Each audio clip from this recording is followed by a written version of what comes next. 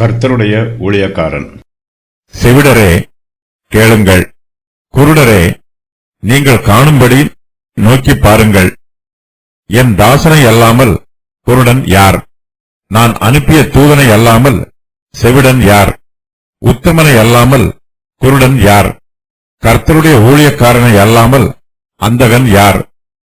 நீ அநேக காரியங்களைக் கண்டும் கவனியாதிருக்கிறாய். அவனுக்கு செவிகளை திறந்தாலும் கேளாதே போகிறான். கர்த்தர் தமது நீதி நிமித்தம் அவன் மேல் பிரியம் வைத்திருக்கிறார். அவர் வேதத்தை முக்கியப்படுத்தி அதை மகிமையுள்ளதாக்குவார். இந்த ஜனமோ கொள்ளையிடப்பட்டும் சூறையாடப்பட்டும் இருக்கிறார்கள். அவர்கள் அனைவரும் கெபிகளிலே அகப்பட்டு காவலறைகளிலே அடைக்கப்பட்டிருக்கிறார்கள். தப்புவிப்பார் இல்லாமல் கொள்ளையாகி, விட்டுவிடு என்பார் இல்லாமல் சூறையாவார்கள். உங்களில் இதற்கு செவி கொடுத்து பின் வருகிறதை கவனித்து கேட்கிறவன் யார்? யாக்கோபை சூறையிட்டு இஸ்ரவேலை கொள்ளைக்காரருக்கு ஒப்புக் கொடுக்கிறவர் யார்? அவர்கள் பாவம் செய்து விரோதித்த கர்த்தர் அல்லவோ? அவருடைய வழிகளில் நடக்க மனதாயிராமலும் அவருடைய வேதத்துக்கு செவி கொடாமலும் போனார்களே. இவர்கள் மேல் அவர் தமது கோபத்தின் உக்கிரத்தையும் யுத்தத்தின் வலிமையையும் வரப்பண்ணி அவர்களை சூழ அக்கினி ஜுவாலைகளை கொளுத்தி இருந்தும் உணராதிருந்தார்கள். அது அவர்களை தகித்தும் அதை மனதிலே வைக்காதே போனார்கள். யூதர்கள் மத்தியிலே கர்த்தரை விசுவாசிக்கிறவர்களும் இருக்கிறார்கள், அவரை விசுவாசியாதவர்களும் இருக்கிறார்கள். ஏசாயா தீர்க்கதரிசி இதுவரையிலும் கர்த்தரை விசுவாசிக்கிற யூதர்களுக்கு ஆசீர்வாதமான வார்த்தைகளையும் உற்சாகமான வார்த்தைகளையும் சொன்னார். இப்போதோ அவர் கர்த்தரை விசுவாசியாத யூதர்கள் பக்கமாய் திரும்பி அவர்களுக்கு கர்த்தருடைய வார்த்தையை அறிவிக்கிறார். தம்மை விசுவாசிக்காதவர்களை கர்த்தர் கைவிட்டு விடுவார். பழைய ஏற்பாட்டு காலத்தில் கர்த்தரை விசுவாசியாத யூதர்கள் புதிய ஏற்பாட்டு காலத்திலே இயேசு கிறிஸ்துவை விசுவாசியாமல் அவரை புறக்கணித்த ஜனங்களுக்கு அடையாளமாய் இருக்கிறார்கள். கர்த்தர் தம்மை விசுவாசியாத ஜனங்களை புறக்கணித்தது போல இயேசு கிறிஸ்துவும் தம்மை நம்பாத அவிசுவாசிகளை புறக்கணித்து விடுவார். ஏசாயா தீர்க்கதரிசியின் வார்த்தை மிகவும் தெளிவாக வெளிவருகிறது. ஆரம்பத்திலேயே செவிடரே கேளுங்கள் என்று ஏசாயா எச்சரிப்பின் வார்த்தையை சொல்லுகிறார். ஏசாயா கர்த்தருடைய வார்த்தையை அறிவிக்கிறார். அது நமக்கு ஜீவனையும் சந்தோஷத்தையும் சமாதானத்தையும் ஆறுதலையும் கொடுக்கிறது. கர்த்தருடைய வார்த்தை வல்லமை உள்ளது. செவிடராக இருந்தாலும் அவர்களும் கர்த்தருடைய வார்த்தையை கேட்க வேண்டும். அவர்கள் குருடராக இருந்தாலும் அவர்களும் கர்த்தருடைய மகிமையை நோக்கி பார்க்க வேண்டும். கர்த்தருடைய வார்த்தையே சந்தோஷமான துனி, அவருடைய மகிமையே சந்தோஷமான வெளிச்சம். புதிய ஏற்பாட்டு காலத்திலே கர்த்தராகிய இயேசு கிறிஸ்து சூம்பின கையையுடைய மனுஷனை பார்த்து உன் கையை நீட்டு என்று சொன்னார். அதுபோலவே ஏசாயா இங்கு செவிடரே கேளுங்கள் என்றும் குருடரே நீங்கள் காணும்படி நோக்கி பாருங்கள் என்றும் சொல்லுகிறார். சூம்பின கையை உடைய மனுஷனால் தன்னுடைய கையை நீட்ட முடியாது. அது சூம்பி போய் பலனிழந்து இருக்கிறது. ஆனாலும் அவன் கர்த்தருடைய வார்த்தையை கேட்டு அதற்கு கீழ்ப்படிந்து தன்னுடைய சூம்பிய கையை நீட்டுவதற்கு முயற்சி செய்ய வேண்டும். கர்த்தருடைய வார்த்தையில் தன் கையை குணப்படுத்தும் வல்லமையும் உள்ளது என்பதை அவன் நம்ப வேண்டும். அப்போதுதான் அவனால் குணமடைய முடியும். தன்னுடைய சூம்பின கையை நீட்டுவதற்கு அவன் முயற்சி பண்ணவில்லை என்றால் அவனுடைய கை குணமடைவதற்கு வாய்ப்பு இல்லை. கர்த்தருடைய வார்த்தைக்கு கீழ்ப்படியவில்லை என்றால் நமக்கு அவருடைய வார்த்தையினால் ஆசீர்வாதம் உண்டாகாது. ஏசாயா இங்கு செவிடரிடமும் குருடரிடமும் சொல்லுவதை அவர்கள் கேட்க வேண்டும், காண வேண்டும். மற்றவர்களைப் போல இவர்களால் கேட்க முடியாவிட்டாலும் காண முடியாவிட்டாலும் இவர்களும் கர்த்தருடைய வார்த்தையை கேட்பதற்கு முயற்சி பண்ண வேண்டும். கர்த்தருடைய மகிமையை காண்பதற்கு பிரயாசப்பட வேண்டும். ஏசாயா செவிடரே கேளுங்கள், குருடரே நோக்கி பாருங்கள் என்று சொல்லிவிட்டு செவிடர் யார் என்றும் குருடர் யார் என்றும் தெளிவுபடுத்துகிறார். என் தாசனை அல்லாமல் குருடன் யார்? நான் அனுப்பின தூதனை அல்லாமல் செவிடன் யார்? உத்தமனை அல்லாமல் குருடன் யார் என்று சொல்லுகிறார். மேலும் கர்த்தருடைய ஊழியக்காரனை அல்லாமல் அந்தகன் யார்? நீ அநேக காரியங்களை கண்டும் கவனியாது இருக்கிறாய். அவனுக்கு செவிகளை திறந்தாலும் கேளாதே போகிறான் என்றும் சொல்லுகிறார். யூதர்கள் கர்த்தரை சேவிக்கிறவர்கள், ஆசாரியர்களும் மூப்பர்களும் கர்த்தருடைய ஊழியக்காரர்கள். அவர்கள் கர்த்தருடைய சத்தியத்தை ஜனங்களுக்கு அறிவிக்க வேண்டும். தங்கள் கண்களை விரிவாய் திறந்து கர்த்தருடைய மகிமைகளை காண வேண்டும். தாங்கள் கண்டதை ஜனங்களுக்கு விரிவாய் எடுத்துச் சொல்ல வேண்டும். தங்கள் செவிகளை விரிவாய் திறந்து கர்த்தர் சொல்லுகிற வார்த்தைகளை கேட்க வேண்டும். ஆசாரியனுடைய உதடுகள் அறிவை காக்க வேண்டும். வேதத்தை அவன் வாயிலே தேடுவார்களே, அவன் சேனைகளுடைய கர்த்தரின் தூதன். மல்கேயா 2:7. ஆனால் ஆசாரியர்களும் மூப்பர்களும் செவிடர்களாகவும் குருடர்களாகவும் ஊமைகளாகவும் இருக்கிறார்கள். அவர்கள் இருமாப்பாய் இருந்து கர்த்தருடைய மகிமையை நோக்கி பார்க்க மறுக்கிறார்கள். அவர்கள் அசட்டையாய் இருந்து கர்த்தருடைய வார்த்தையை கேட்காமல் செவிடர்களைப் போல இருக்கிறார்கள். அவருடைய இருதயத்தில் ஆணவமும் அகம்பாவமும் கீழ்ப்படியாமையும் இருமாப்பும் நிரம்பி இருக்கிறது. ஆசாரியர்களின் சுபாவம் பிரஜாதியாரின் சுபாவங்களை விட மோசமாய் இருக்கிறது. ஆவிக்குரிய காரியங்களில் குருடும் செவிடும் இருக்கக்கூடாது. இது மிகவும் ஆபத்தான வியாதி. கர்த்தருடைய ஊழியக்காரர்களும் விசுவாசிகளும் ஆவிக்குரிய காரியங்களை பார்க்கக்கூடாதபடிக்கு தங்களுடைய கண்களை மூடிக்கொள்ளக்கூடாது. கர்த்தரை நோக்கி பார்த்தால்தான் அவரை காண முடியும். நம்முடைய கண்களை ஏறிட்டு பார்த்து கர்த்தருடைய மகிமையை காண வேண்டும். கர்த்தர் நமக்கு சொல்லுகிற வார்த்தைகளை செவி கொடுத்து கேட்க வேண்டும். கர்த்தருடைய வார்த்தையை கேட்காதபடிக்கு நம்முடைய செவிகளை அடைத்துக் கொள்ளக்கூடாது. கர்த்தருடைய வார்த்தைகளை கேட்காதவர்களால் அதை மற்றவர்களுக்கு அறிவிக்கவும் முடியாது. நாம் கர்த்தருடைய வார்த்தையை கேட்டும் அதை மற்றவர்களுக்கு அறிவிக்காமல் இருந்துவிட, சத்தியம் இன்னதென்று தெரிந்தும் அதை மற்றவர்களுக்கு சொல்லாமல் வாயை மூடிக்கொண்டிருப்பது ஆவிக்குரிய ஊமை. இது மிகவும் ஆபத்தானது. ஆவிக்குரிய ஊமைகளால் மற்றவர்களுக்கு ஊழியம் செய்ய முடியாது. நம்முடைய வாயை விசுவாசத்தோடு திறக்கும் போதுதான் கர்த்தர் தம்முடைய வார்த்தைகளை நம்முடைய நாவில் நிரப்புவார். உலக பிரகாரமான செவிடர்களையும் குருடர்களையும் ஊமைகளையும் விட ஆவிக்குரிய செவிடர்களும் குருடர்களும் ஊமைகளும் ஆபத்தானவர்கள். கர்த்தருடைய ஊழியத்தை செய்கிறோம் என்று சொல்லியும் கர்த்தருடைய வார்த்தையை கேட்காமல் இருப்பதும் கர்த்தரை நோக்கி பார்க்காமல் இருப்பதும் கர்த்தர் நமக்கு வெளிப்படுத்தின வார்த்தைகளை மற்றவர்களுக்கு சொல்லாமல் இருப்பதும் துணிகரமான பாவம். கர்த்தர் தடை பண்ணி இருக்கிற காரியத்தை செய்வதும் பாவம். கர்த்தர் செய்யுமாறு சொல்லுகிற காரியங்களை செய்யாமல் இருப்பதும் பாவம். யூதர்கள் அநேக காரியங்களை கண்டும் கவனியாதிருக்கிறார்கள். அவர்கள் தங்கள் செவிகளை திறந்தும் கேளாதிருக்கிறார்கள். புதிய ஏற்பாட்டு காலத்திலே இயேசு கிறிஸ்துவும் இந்த சத்தியத்தை தெளிவுபடுத்துகிறார். ஏசாயாவின் தீர்க்க தரிசனம் அவர்களிடத்தில் நிறைவேறுகிறது.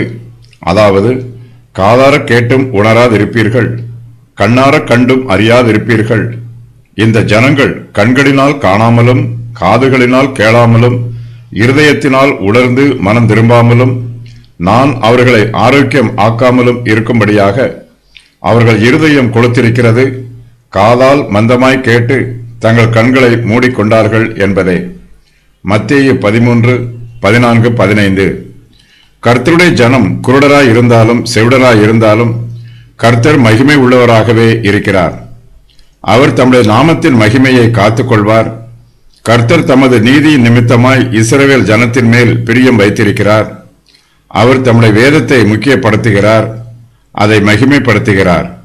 இஸ்ரவேல் ஜனங்கள் கர்த்தருடைய வேதத்தை செவிகொடுத்து கேட்டாலும் கேட்காவிட்டாலும், தாங்கள் கேட்ட சத்தியத்தை வாயினால் பிறருக்கு அறிவித்தாலும் அறிவிக்காவிட்டாலும், கர்த்தர் தம்முடைய வேதத்தை முக்கியப்படுத்தி அதை மகிமை உள்ளதாக்குகிறார். நாம் கர்த்தருடைய மகிமையை காணாதபடிக்கு நம்முடைய கண்களை மூடிக்கொண்டாலும், நாம் ஆவிக்குரிய குருடர்களாய் இருந்தாலும் கர்த்தர் மகிமை உள்ளவராகவே இருக்கிறார். கர்த்தருடைய வார்த்தைகளை நாம் கேட்காதபடிக்கு நம்முடைய செவிகளை அடைத்துக் கொண்டாலும், நாம் ஆவிக்குரிய செவிடர்களாய் இருந்தாலும் கர்த்தர் தம்முடைய வார்த்தைகளை வெளிப்படுத்துகிறார். மனுஷருடைய பலவீனத்தினால் கர்த்தருடைய மகிமை ஒருபோதும் பலவீனம் ஆவதில்லை. மனுஷருடைய குறைபாடுகளினால் கர்த்தருடைய மகிமை ஒருபோதும் குறைந்து போவதும் இல்லை. நாம் கர்த்தரை துதித்தாலும் துதிக்காவிட்டாலும், அவரை மகிமைப்படுத்தினாலும் மகிமைப்படுத்தாவிட்டாலும் கர்த்தர் எப்போதுமே துதிகளுக்கு பாத்திரராகவே இருக்கிறார். அவர் மகிமை நிரம்பியராகவே இருக்கிறார். இஸ்ரவேல் ஜனங்கள் கர்த்தரை விட்டு விலகி போய் விடுகிறார்கள், கர்த்தரை புறக்கணித்து விடுகிறார்கள். கர்த்தரும் தம்முடைய ஜனத்தை விட்டு விலகி அவர்களை புறக்கணித்து விடுகிறார். கர்த்தர் யூதர்களை தள்ளிவிட்டு பிரஜாதியாரை தம்மிடமாய் அழைக்கிறார். கர்த்தர் எப்போதுமே தம்முடைய வேதத்தை முக்கியப்படுத்துகிறார், அதை மகிமை உள்ளதாக்குகிறார். நாம் கர்த்தருடைய வேதத்திற்கு கீழ்ப்படிய வேண்டும். கர்த்தருடைய வார்த்தையை முக்கியப்படுத்த வேண்டும். மனுஷர் கர்த்தருடைய வேதத்திற்கு கீழ்ப்படிந்தாலும் கீழ்ப்படியாவிட்டாலும், கர்த்தருடைய வசனங்களை முக்கியப்படுத்தினாலும் முக்கியப்படுத்தாவிட்டாலும், கர்த்தர் தம்முடைய வேதத்தை முக்கியப்படுத்துகிறார், அதை மகிமை உள்ளதாக்குகிறார். தம்முடைய வேதத்திற்கு கீழ்ப்படியாத ஜனங்களை தண்டித்து கர்த்தர் தம்முடைய வேதத்தை முக்கியப்படுத்தி மகிமை உள்ளதாக்குகிறார். யூதர்கள் தங்களுடைய இருதய கடினத்தினால் கர்த்தருடைய வார்த்தைக்கு செவிகொடாமல் இருக்கிறார்கள். தங்களுடைய ஆணவத்தினாலும் பெருமையினாலும் அகந்தையினாலும் யூதர்கள் கர்த்தருடைய மகிமையை காணாதபடிக்கு தங்கள் கண்களை மூடிக்கொள்கிறார்கள். யூதர்கள் ஆவிக்குரிய குருடர்களாயும் ஆவிக்குரிய செவிடர்களாயும் இருக்கிறார்கள். அவர்களுடைய பாவங்களின் நிமித்தமாயும் கீழ்ப்படியாமையின் நிமித்தமாயும் கர்த்தர் அவர்கள் மீது பாடுகளையும் வேதனைகளையும் வரவழைக்கிறார். கர்த்தருக்கு கீழ்ப்படியாத யூத ஜனம் கொள்ளையிடப்பட்டும் சூறையாடப்பட்டும் இருக்கிறார்கள். அவர்கள் அனைவரும் கெபிகளிலே அகப்பட்டு காவல் அறைகளிலே அடைக்கப்பட்டிருக்கிறார்கள். தப்புவிப்பார் இல்லாமல் கொள்ளையாகி விட்டுவிடு என்பார் இல்லாமல் சூறையாவார்கள். யூதர்கள் பாபிலோன் தேசத்து சிறையிருப்பில் இருக்கிறார்கள். அவர்களில் அநேகர் கர்த்தரை நம்புகிறார்கள், கர்த்தரையே ஆராதிக்கிறார்கள். ஆனாலும் சிறையிருப்பில் இருக்கிற யூதர்களில் சிலர் கர்த்தரை நம்பவில்லை, கர்த்தரை ஆராதிக்கவில்லை, தங்களுடைய ஜீவியத்தை கர்த்தருக்கு ஒப்புக் கொடுக்கவில்லை. விசுவாசியாத யூதர்களிடத்தில் மனமாற்றம் உண்டாகவில்லை. அவர்களுடைய ஜீவியம் புதிதாக்கப்படவில்லை. இவர்கள் துணிகரமாய் பாவம் செய்கிறார்கள். இவர்களுக்கு சரீர பிரகாரமான கண்கள் இருந்தும் ஆவிக்குரிய குருடராய் இருக்கிறார்கள். அதுபோலவே இவர்களுக்கு சரீர பிரகாரமான செவிகள் இருந்தும் ஆவிக்குரிய செவிடர்களாய் இருக்கிறார்கள். இவர்கள் மீது தேவனுடைய நீதியான நியாய தீர்ப்பு வருகிறது. கர்த்தர் இவர்களை நித்திய சிறையிருப்பில் அடைத்து விடுகிறார். கர்த்தருக்கு கீழ்ப்படியாதவர்கள் பாபிலோன் சிறையிருப்பிலிருந்து விடுவிக்கப்பட்டாலும் சாத்தானுடைய சிறையிருப்பில் அடைக்கப்படுகிறார்கள். இவர்களுடைய பாவங்களின் நிமித்தமாய் இவர்கள் கொள்ளையிடப்பட்டவர்களாயும் சூறையாடப்பட்டவர்களாயும் இருக்கிறார்கள். கர்த்தர் தம்முடைய ஜனத்தை பாபிலோன் சிறையிருப்பில் இருந்து விடுவிக்கும் போது கர்த்தரை நம்பாத யூதர்கள் கெபிகளிலே அகப்பட்டுக் கொள்கிறார்கள். அவர்கள் காவல் அறைகளில் அடைக்கப்படுகிறார்கள். அவர்களை தப்புவிப்பார் ஒருவரும் இல்லை. கர்த்தருடைய வார்த்தையை கேட்க மறுத்தவர்கள் இப்போது சத்துருவின் வார்த்தைகளை கேட்டு அவனுக்கு அடிமைகளாக இருக்கிறார்கள். அவர்களுக்கு உதவி செய்வார் ஒருவரும் இல்லை. கர்த்தருடைய உதவியை புறக்கணித்தவர்களுக்கு வேறு உதவி எதுவும் கிடைப்பதில்லை. அவர்களை விட்டுவிடு என்று சொல்லுவதற்கு கூட ஒருவரும் இல்லை. அவர்கள் சத்துருக்களால் சூறையாகிறார்கள். கர்த்தரை நம்பாத யூதர்கள் கெபிகளிலே அகப்பட்டு கிடக்கிறார்கள். இந்த கெபிகளே அவர்களுக்கு நித்திய வாசஸ்தலம். இவர்கள் காவல் அறைகளில் அடைக்கப்பட்டிருக்கிறார்கள். அவர்கள் தொடர்ந்து காவல் அறைகளில் அடைக்கப்பட்டு கிடப்பார்கள். அவர்களை யாரும் விடுவிக்க மாட்டார்கள். கர்த்தர் ஏசாயா தீர்க்கதரிசியின் மூலமாய் தம்முடைய ஜனத்திற்கு எச்சரிப்பின் வார்த்தைகளை சொல்லுகிறார். யூதர்களில் அநேகர் கர்த்தருடைய எச்சரிப்பின் வார்த்தைகளுக்கு செவி கொடுக்கவும் இல்லை, கர்த்தருக்கு கீழ்ப்படியவும் இல்லை. கர்த்தர் சொன்ன ஆக்கினை தீர்ப்பு புதிய ஏற்பாட்டு காலத்திலே நிறைவேறிற்று. ரோமருடைய ஆட்சி காலத்தில் யூத தேசம் முற்றிலுமாய் அழிந்து போயிற்று. கர்த்தரை நம்பாத யூதர்களை ரோமாபுரியார் கொள்ளையிட்டார்கள். அவர்களை சூறையாடினார்கள். தங்களை தப்புவிப்பார் ஒருவரும் இல்லாமல் யூதர்கள் கொள்ளையானார்கள். கீழ்ப்படியாத யூதர்களுக்கு கர்த்தருடைய உதவியும் கிடைக்கவில்லை, மனுஷருடைய உதவியும் கிடைக்கவில்லை. கர்த்தர் ஏசாயாவின் மூலமாய் எச்சரிப்பின் வார்த்தைகளை சொல்லுகிறார். அதே வேளையில் தங்களுக்கு வரப்போகும் ஆபத்துக்களில் இருந்து தப்பித்துக் கொள்வதற்கான ஆலோசனைகளையும் கர்த்தர் வெளிப்படுத்துகிறார். கர்த்தரை நம்பாத யூதர்கள் பரிதாபமான நிலைமையில் இருக்கிறார்கள். ஆனாலும் கர்த்தர் அவர்களை முழுவதுமாய் கைவிட்டு விடவில்லை. கர்த்தர் தம்முடைய வார்த்தையை யூதர்களுக்கு சொல்லுகிறார். ஆனால் அவர்களில் அநேகர் தங்கள் செவிகளை அடைத்துக் கொள்கிறார்கள். கர்த்தருடைய வார்த்தையை கேட்க மறுக்கிறார்கள். அவர்கள் ஆவிக்குரிய செவிடர்களாய் இருக்கிறார்கள். கர்த்தர் தம்முடைய வாயின் வார்த்தைகளினால் யூதர்களிடத்தில் பேசி பார்த்தார். அவர்கள் செவிகொடாமல் செவிடர்களைப் போல இருந்தார்கள். ஆகையினால் இப்போது கர்த்தர் கோலையும் பிரம்பையும் அவர்கள் மீது பயன்படுத்துகிறார். வார்த்தைக்கு கீழ்ப்படியாதவர்கள் பிரம்புக்கு கீழ்ப்படிய வேண்டியது வரும். உங்களில் இதற்கு செவி கொடுத்து பின் வருகிறதை கவனித்து கேட்கிறவன் யார் என்று கர்த்தர் கேட்கிறார். தம்முடைய ஜனம் எப்படியாவது தம்முடைய வார்த்தைகளை கேட்க வேண்டும் என்று கர்த்தர் விரும்புகிறார். தம்முடைய வார்த்தையை கேட்காதபடிக்கு தங்கள் செவிகளை அடைத்துக் கொண்டவர்கள் மீது கர்த்தர் தம்முடைய கோலையும் பிரம்பையும் பயன்படுத்துகிறார். கர்த்தர் முதலாவதாக ஒரு உபாயத்தை பயன்படுத்துகிறார். அந்த உபாயம் பயனளிக்கவில்லை என்றால் அவர் வேறு உபாயத்தை பயன்படுத்துவார். கர்த்தர் செய்ய நினைக்கிற காரியம் ஒருபோதும் தடைபடாது. அதுபோலவே கர்த்தர் சொல்ல விரும்புகிற வார்த்தைகள் ஒருபோதும் விருதாவாய் போகாது. கர்த்தர் சர்வ வல்லமை உள்ளவர். நம்மோடு எப்படி பேச வேண்டும் என்பது கர்த்தருக்கு தெரியும். கர்த்தரால் வார்த்தையாலும் பேச முடியும், பிரம்பாலும் பேச முடியும். நாம் கர்த்தருடைய வார்த்தைக்கு கீழ்ப்படிய வேண்டுமா அல்லது அவருடைய பிரம்புக்கு கீழ்ப்படிய வேண்டுமா என்பதை நாமே தீர்மானம் செய்து கொள்ள வேண்டும். மனுஷர் பேசுகிற வார்த்தைகள் தற்காலிகமானது, அது உலக பிரகாரமானது. அவர்கள் உலகத்திற்கு ஏற்ற வார்த்தைகளை பேசுகிறார்கள். கர்த்தரோ நித்தியத்திற்கு ஏற்ற வார்த்தைகளை பேசுகிறார். நாம் இப்போது கர்த்தருடைய வார்த்தைகளை கேட்பதும் அவற்றுக்கு கீழ்ப்படிவதும் நம்முடைய நித்திய காலத்திற்கும் பிரயோஜனம் உள்ளதாய் இருக்கும். நம் மீதுள்ள அன்பினால்தான் கர்த்தர் நம்மோடு பல உபாயங்கள் வழியாக பேசுகிறார். நாம் நெருக்கப்பட்டாலும் ஒடுக்கப்பட்டாலும் பாடுகளையும் வேதனைகளையும் அனுபவித்தாலும் இதற்கான காரணத்தை நாம் சிந்தித்து பார்க்க வேண்டும். நம்முடைய பாடுகளிலும் நெருக்கங்களிலும் கர்த்தருடைய கரம் உள்ளதா என்பதை ஆராய்ந்து பார்க்க வேண்டும். நாம் கர்த்தருடைய வார்த்தைக்கு கீழ்ப்படியாமல் போனதினால் கர்த்தர் வேறு உபாயங்கள் மூலமாய் தம்முடைய செய்தியை நமக்கு சொல்லுகிறாரா என்பதையும் தியானித்து பார்க்க வேண்டும். நாம் கர்த்தருடைய சித்தத்திற்கு எப்படியாவது கீழ்ப்படிய வேண்டும். கர்த்தர் யாக்கோபின் மீதும் இஸ்ரவேல் மீதும் பிரியமாய் இருக்கிறார்.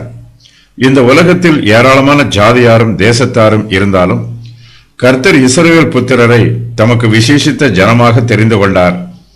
கானான் தேசத்தை தமக்கு பிரியமான தேசமாக தெரிந்து கொண்டு கர்த்தர் அதை அதிகமாய் ஆசீர்வதித்தார். இஸ்ரவேல் ஜனங்கள் பரலோகத்திலும் முக்கியமானவர்கள், இந்த பூமியிலும் முக்கியமானவர்கள். கர்த்தர் அவர்களுக்காக அநேக நன்மைகளையும் அற்புதங்களையும் அடையாளங்களையும் செய்து அவர்களை ஆசீர்வதித்தார். மற்ற ஜாதியாரை விட கர்த்தருடைய மேலான ஆசீர்வாதங்கள் இஸ்ரவேல் புத்திரருக்கு அதிகமாய் கிடைத்தது. ஆனாலும் அவர்கள் கர்த்தருடைய வழிகளில் நடக்க மனதில்லாமல் இருந்தார்கள். கர்த்தருடைய வேதத்திற்கு செவிகொடாமல் போனார்கள். கர்த்தர் இதை வேதனையோடு சொல்லும்போது யாக்கோபை சூறையிட்டு இஸ்ரவேலை கொள்ளைக்காரருக்கு ஒப்புக் கொடுக்கிறவர் யார்? அவர்கள் பாவம் செய்து விரோதித்த கர்த்தர் அல்லவோ? அவருடைய வழிகளில் நடக்க மனதாயிராமலும் அவருடைய வேதத்துக்கு செவிகொடாமலும் போனார்களே என்று சொல்கிறார். இஸ்ரவேல் ஜனங்கள் தம்முடைய வார்த்தைகளுக்கு எப்படியாவது செவி கொடுக்க வேண்டும் என்றும் தம்முடைய கட்டளைக்கு கீழ்ப்படிய வேண்டும் என்றும் கர்த்தர் விரும்புகிறார். ஆனால் அவர்களோ கர்த்தருடைய வேதத்திற்கு செவி கொடுக்கவில்லை. கர்த்தர் அவர்கள் மேல் தண்டனையை வரப்பண்ணினார். ஆனாலும் அவர்கள் கர்த்தருடைய வேதத்தை உணரவில்லை. கர்த்தர் தம்முடைய மனவேதனையில் இதை பற்றி சொல்லும்போது இவர்கள் மேல் அவர் தமது கோபத்தின் உக்கிரத்தையும் யுத்தத்தின் வலிமையையும் வரப்பண்ணி அவர்களை சூழ அக்கினி ஜுவாலைகளை கொளுத்தி இருந்தும் உணராதிருந்தார்கள். அது அவர்களை தகித்தும் அதை மனதிலே வைக்காதே போனார்கள் என்று சொல்லுகிறார். இஸ்ரவேல் ஜனங்கள் கர்த்தரால் ஆசீர்வதிக்கப்பட்டவர்கள். இவர்கள் கர்த்தருக்கு விசேஷமானவர்கள். கர்த்தர் இவர்களுக்கு எல்லா ஆசீர்வாதங்களையும் கொடுத்தார். ஆனால் இவர்களோ கர்த்தருடைய வேதத்திற்கு கீழ்ப்படியாமல் போனார்கள். கர்த்தர் தம்முடைய ஜனத்தை சூறையிட்டு கொள்ளைக்காரருக்கு ஒப்புக் கொடுத்தார். பாபிலோனியரும் ரோமாபுரியாரும் யூதர்களை சூறையிட்டார்கள், கொள்ளையிட்டார்கள். கர்த்தர் தம்முடைய ஜனத்திற்கு இப்படிப்பட்ட தீங்கு வர அனுமதி கொடுத்தார். ஆனாலும் கர்த்தருடைய ஜனம் மனம் திரும்பவில்லை, கர்த்தரை நம்பவில்லை. கர்த்தருக்கு விரோதமாய் பாவம் செய்தார்கள். ஆண்டவரே, நீதி உமக்கே உரியது. உமக்கு விரோதமாக செய்த துரோகத்தின் நிமித்தம் உம்மாலே சமீபமும் தூரமுமான எல்லா தேசங்களிலும் துரத்தப்பட்டிருக்கிற யூத மனுஷரும் எருசலேமின் குடிகளும் சகல இஸ்ரவேலருமாகிய நாங்கள் இந்நாளிலே இருக்கிறபடியே வெட்கம் எங்களுக்கே உரியது. ஆண்டவரே, உமக்கு விரோதமாக பாவம் செய்தபடியினால் நாங்களும் எங்கள் ராஜாக்களும் எங்கள் பிரபுக்களும் எங்கள் பிதாக்களும் வெட்கத்திற்கு உரியவர்கள் ஆனோம். தானியேல் 9:7-8. பாவத்தின் சம்பளம் மரணம். மனுஷன் பாவம் செய்யும் போது கர்த்தருடைய கோபத்தின் உக்கிரம் அவன் மீது வருகிறது. துணிகரமாய் பாவம் செய்து மனம் திரும்பாமல் போகிறவர்களை கர்த்தர் அக்கினி ஜுவாலைகளால் கொளுத்துகிறார். அவர்களை அக்கினியில் தகிக்கிறார். கர்த்தருடைய கோபத்தின் உக்கிரத்தினால் உலகம் முழுவதும் அக்கினி ஜுவாலையால் எரியும். யூதாவிற்கு கூறப்பட்டிருக்கும் கட்டளைகள். செவிடரே கேளுங்கள், குருடரே நோக்கி பாருங்கள். என் தாசன் என்னும் வாக்கியம் இஸ்ரவேலை குறிக்கும். இஸ்ரவேலை பற்றி கூறப்பட்டிருக்கும் காரியங்கள். செவிடன் கர்த்தருடைய வார்த்தையை கேட்க மறுக்கிறார்கள். குருடன் கர்த்தருடைய அதிசயங்களை காணாமல் இருக்கிறார்கள். கொள்ளையிடப்பட்டவன் இஸ்ரவேலின் பாவத்தின் நிமித்தம் கர்த்தர் அவர்களை பாதுகாக்கவில்லை. சூறையாடப்பட்டவன் தங்களுடைய சத்துருக்களை எதிர்க்க திராணியற்றவர்கள். கெபிகளிலே அகப்பட்டவன் சத்துருக்களின் நிமித்தம் பயத்தோடு ஜீவிக்கிறவர்கள். காவல் அறைகளில் அடைக்கப்பட்டிருக்கிறவன் சத்ருவினால் மேற்கொள்ளப்பட்டு சிறைப்பிடிக்கப்பட்டவர்கள். கொள்ளையாகி சூறையாகி இருப்பவன் தங்களை பாதுகாப்பதற்கு ஒருவரும் இல்லாமல் இருப்பவர்கள். இஸ்ரவேல் அழைக்கப்படும் விதம். கர்த்தருடைய தாசன் புறஜாதியார் மத்தியில் கர்த்தருடைய செய்தியை அறிவிப்பதற்கு அனுப்பப்பட்ட தூதன். உத்தமன். யூதா அழிக்கப்பட்டார்கள். காரணம், கர்த்தருடைய வழிகளில் நடக்க மனதாய் இராமல் போனார்கள். கர்த்தருடைய வேதத்துக்கு செவிகொடாமல் போனார்கள். பாவத்தின் கொடிய விளைவுகள், நியாய தீர்ப்பும் அழிவும், கடின இருதயம்.